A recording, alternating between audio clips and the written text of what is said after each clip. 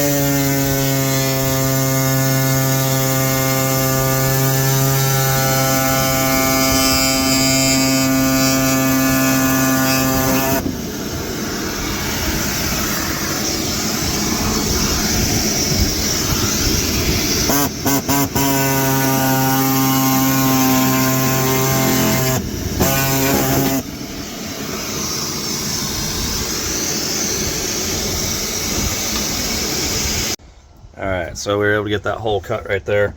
Got the 943 in. Wanted to show you guys the size difference here in between the two Garmin. So the one on the left's a 12, the one on the right's a 9. As you can see, pretty large surface area difference right there. But like I said, probably temporary for right this second. What I did want to call out though is you're doing these Garmin templates, they give you this nice template here to cut out the square. What I usually do is they're a little bit too tight where you actually can't center the machine. So I actually give myself just a little bit of extra there, trace this out and cut it with a pair of scissors, and then I mark the outside edge with a permanent marker, as you guys could see before we cut that hole right there. So usually comes out pretty good, gives you just a little bit of extra clearance to level it up and down or side to side a little bit so you can make it perfectly level. So that's on the project here for today. We're going to get this thing screwed in and then get the bezels on and get some wiring hooked up to it. So appreciate it. Thanks for watching. Alright y'all, so that's the final product there. That's the Garmin 8012 and that's the 943 XSV. So as you can see, a little bit of a size difference, but I don't have 10,000 plus to drop on new screens and all. So these were both used off of Facebook, and it's going to work for now. Like I said, really just wanted something with maps, and I plugged in the Garmin network connection to see if the 943 XSV will transfer to the 8012. It does, but it doesn't work too great. I heard that the Navionics isn't capable on the 8012. You need G2 or G3, so gonna have to figure that out here, but not the end of the world. Like I said, just wanted something so kind of newer. I was going in unfamiliar areas and whatnot, and some sonar. So I'll probably run sonar on here, could run sonar on there, and then use that mainly for the maps. So yeah, it's kind of final product. I think it looks pretty decent, especially for the price. Can't beat Facebook used sometimes, guys. New stuff's unbelievably expensive. So that's probably it for tonight. Bugs are coming out, and yeah, we'll move on to the next project.